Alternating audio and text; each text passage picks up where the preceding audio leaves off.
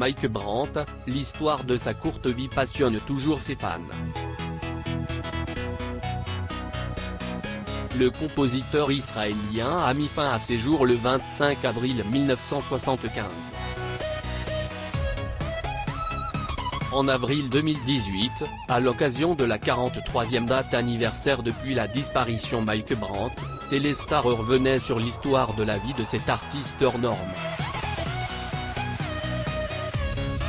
Mike Brandt, de son vrai nom Moshe Brand, est né le 2 février 1947 dans un camp de réfugiés, sur l'île de Chypre.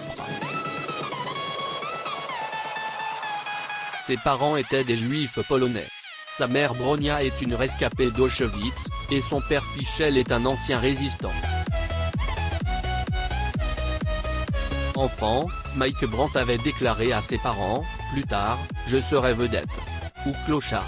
En Israël, il chante ses premières gammes à la chorale de l'école.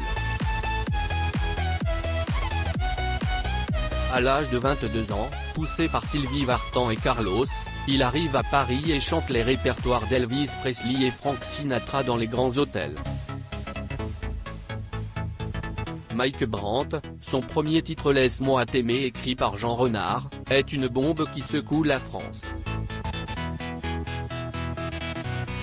Mais avant ce succès, il a passé 2 mois à travailler en studio, réécrivant phonétiquement les paroles en hébreu car il ne parlait pas le français.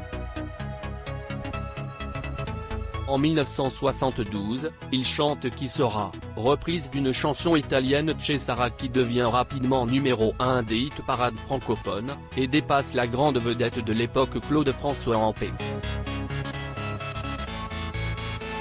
Puis, il se met à composer des tubes à la chaîne avec le parolier Michel Jourdan qui lui écrit des textes sur mesure. Il enchaîne ainsi la même année avec C'est ma prière, puis en 1973 suivent Rien qu'une larme, Tout donné, tout repris.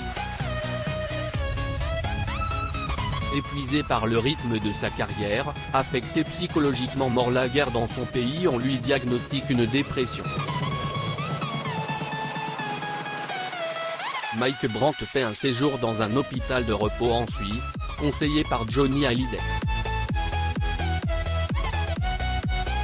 Mike Brandt, chanteur en plus de la dépression, le jeune homme vit une grande déception amoureuse. Il meurt dans l'ambulance qui le transporte à l'hôpital Ambroise Paré. Il fait alors une première tentative le 22 novembre 1974, en se jetant du 5e étage de l'Hôtel de la Paix, à Genève. Au printemps 1975, il enregistre le titre Dis-lui, lui tenant beaucoup à cœur et semble vouloir repartir de bon pied dans sa carrière en retravaillant avec Jean Renard qu'il croise le 24 avril 1975.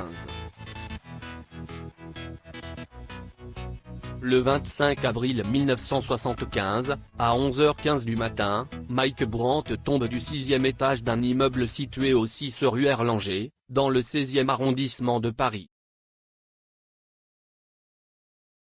La thèse de l'assassinat. Selon la thèse officielle, le grand chanteur Mike Brandt est parti suite à la défenestration. Et même si sur la scène de crime tout indique un suicide, plusieurs enquêteurs ont avancé une thèse d'assassinat de ce jeune talent.